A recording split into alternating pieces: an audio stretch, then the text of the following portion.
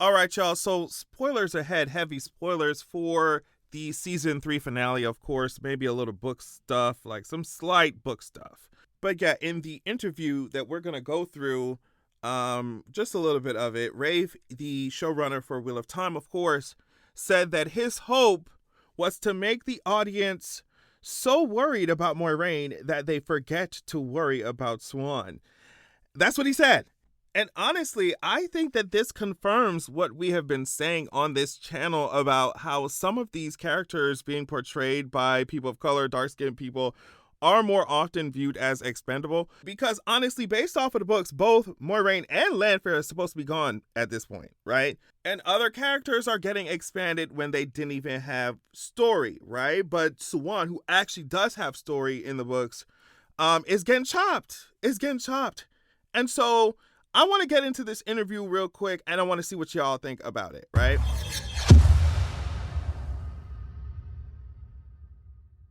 All right, y'all, so this is coming from Collider. The link to the full interview will be in my description. It's long, so we're not going through the whole thing. We're just going to talk about the section where he mentions Siuan and stuff. So Collider asks Rafe, there were a lot of fan theories going around about Moiraine and Lanfear this season, some of them rooted in book knowledge, that one or both of them might not make it out of their fight. Was there ever a version, listen to the question, was there ever a version of this sequence where that was the case? Were you tossing around different outcomes at all? So he responds and says this: we knew that what we wanted to do was make you nervous that Moiraine was going to die. And already there, he answered the question. No, because the question was there ever a version of this sequence where that was the case, where one of them, or it was never the case. She was never, Miss Pike was never going to be off the call list, the call sheet, girl. So yeah, Moiraine was never dying. And I guess I kind of figured that based off of the trailers, because I'm like, y'all are just giving it away. Either Rand's dying, we know Rand ain't dying, because y'all kept saying either Rand dies or I have to die. I'm like, okay, so Rand's clearly not dying. And yeah, okay, and I knew from book that Moiraine does, so I'm like, okay, so it's her, but I'm like, y'all giving it away in the teaser and trailer, you know what I mean? And so I'm like, oh, she was never dying, girl, she was never dying. Rafe said, so that you are not seeing the death of Siuan coming, and that is hopefully how the dramatic tension is playing out in the finale, that the audience is so worried about Moiraine that they forget to worry about Siuan. I'm like, what? So that the Tower coup has this gut punch. And okay, so this is why I made that recent video, does the Wheel of Time show have a colorism problem? Like, that's why I made the video. Like, you can watch it by checking the link in my description, of course. Because how can we be watching the same show? Like, how are we watching the same show? How can you think that the audience would forget to worry about Siuan in any capacity? You know what I mean? Besides the fact that in the books, spoiler, her story does continue after she's been stilled. Like, how could you think that the actress, the character, would be forgotten, right? That's why I made that video that I mentioned, because some characters, I think, in this show are delegated to being other characters' plot development, and I've noticed the pattern. I'm sorry. We should have known, honestly, that they weren't going to take Siuan's character as seriously as they need to. Honestly, when Lanfear came in at the end of season 2 about to kill Siuan, then she said, oh, what'd she say? A broken Emerald is more useful to her than a dead one. All that stuff not even mattering anymore. It wasn't even referenced anymore. Like, Siuan wasn't even injured. I mean, I guess they could heal her after she got by Lanfear. But Lanfear's like, Lanfear wasn't really messing with the tower like that. Like, oh, the only reason why I'm not killing you is because I need a broken Emerald on the throne. It just, okay, and I guess y'all can extrapolate it to the bigger plans that the Dark One has, but it just didn't give me life. So Rafe continues. He said, I remember when I read the Tower coup in the books, I just lost it. I threw down the book. I called my mom. We wanted that same gut punch to come from the Tower coup in the show. And so we built the Moiraine Lanfear story so that it would feel like you were going to lose Moiraine or Moiraine and Lanfear, but then lose Siuan instead. And y'all, I'm telling you, it feels almost as bad as Dan and Dave when Dan and Dave said that Daenerys forgot about, like, Euron's fleet of ships. Like, a queen forgot about her enemy's resources. Like, or just as bad as when Dan and Dave tried to justify Arya coming out of nowhere. Spoilers for Game of Thrones, girl. I mean, I don't know what to tell y'all at this point, girl. It's a fantasy channel. When Arya came out of nowhere and killed the Night King, it just did not have the effect that they thought it was gonna have.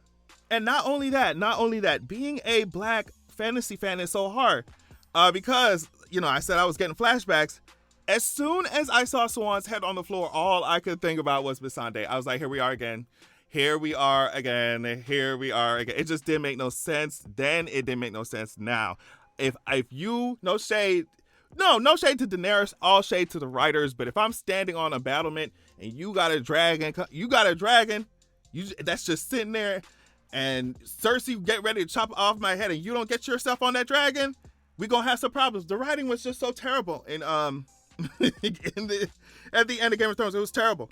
And so it really reminds me of that, where it's just like, oh, we're just going to do something crazy because we think it's going to subvert expectations. I'm like, all right, but they're subverting expectations, and then there's just foolishness to me, you know? And then listen to this. So Collider asked him, they said, speaking of Siuan, I was initially really shocked when I watched the scene, but in hindsight, given what happens in the books, I don't know that I can picture this version of Siuan doing a man's laundry, for instance. What fueled the decision to kill her off? And I'm just like, okay, I don't want none of these excuses used. Oh, she can't do no laundry. Y'all changed who she was interested in the first place. Siuan, you know, and Moiraine and all that stuff. Like, being with Moiraine. So, you know, whatever the general, what's his name? I forget that she was like slick enslaved to, but not really, but actually was at a crush on. It's just so weird how Robert Jordan be writing romance, girl. So acting like y'all couldn't have changed this when it was already changed, when she's with Moiraine now. You know, but Rafe answered. He said, I had a long conversation with Sophie, who plays Siuan, early in the process, and I was like, this is the story that continues in the later books. To be honest, for both of us, it felt like that wasn't a story that we needed an Academy Award nominee playing necessarily in the show. And I'm like, okay, it's just hard to have an actress at Sophie's level sidelined to that degree, but still being present throughout the show. And it's just so weird, because I'm like, girl, first of all, if you didn't really want this person to be playing this role, and not don't cast them in the role. Second of all, like, saying that, oh, you know, she's an Academy Award nominee. Like, Miss Pike is an Academy Award nominee as well, you know, and she has no story at this point in the books.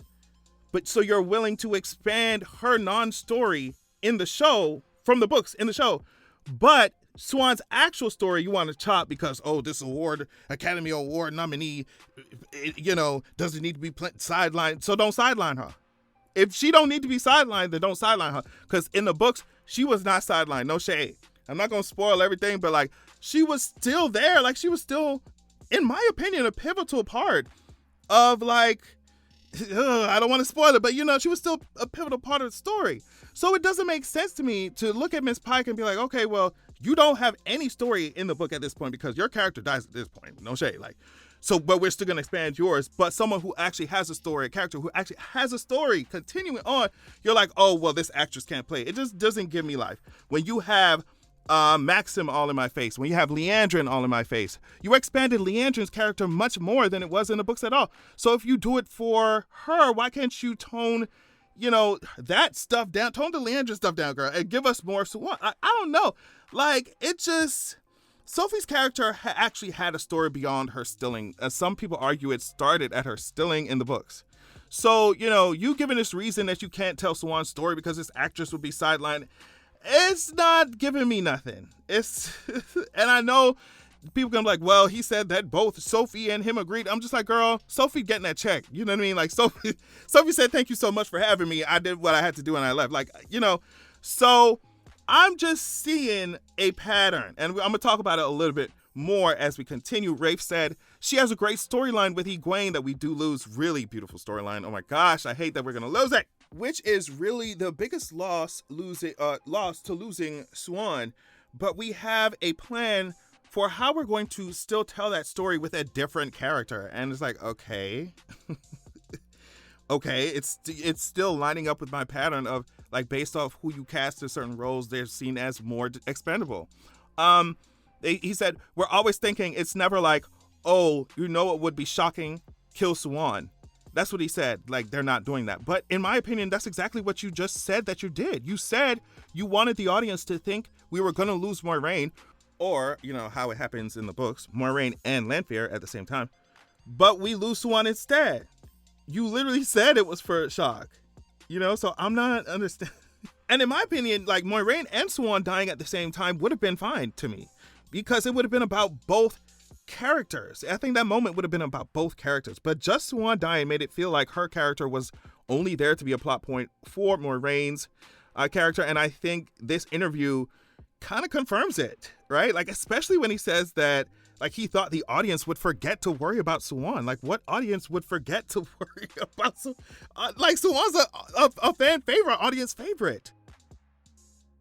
Rafe says 5 billion conversations have gone into it. We know exactly what we're doing with every storyline Siuan has in the books and who's taking over those and which ones are getting cut. Anytime we make a change like that, we have a plan for how that's going to flutter through into the rest of the series. For us, it's ultimately came down to the fall of the tower as the peak of drama and tension for the White Tower and for Siuan. And so to continue her story as a washerwoman after that, it just didn't feel like our version of Siuan made as much sense in that story. And like, I think it's kind of really downplaying oversimplifying Siuan's character. Because yes, she was a washerwoman, and I can't say a lot without spoiling, so I'm not going to, but I'm just like, she was very pivotal in the coming plans when it comes to like how the Aes Sedai organize. I could say that wouldn't be like too spoilery, but like, you know, she's very pivotal. So to say, oh, she's just a washerwoman for this man, and she was, which I hated it in the books, but you could change that. You can change that just like how you changed, you know, Siuan's love interest, period. Like, why would that even be the case? Because she, you know, she wouldn't be really interacting with who she was washing for like that if her love interest, her endgame changed. So the reasons aren't giving me life, y'all. They're not giving me life. And so I want to know y'all opinion. I know that these are side characters before people get in my comments. But like I said in my Does the Wheel of Time show have a colorism problem video, it's interesting which side characters are used as a plot point in someone else's stuff. They're evil, they're dark friends, they die for no reason, they're one-dimensional. It's interesting which ones are cut, which ones we're jumping through hoops to try and justify them dying, and which ones, like Leandrin, get all the, you know. I mean, what? Ivan barely got any screen time. Maxim was all in my face, though.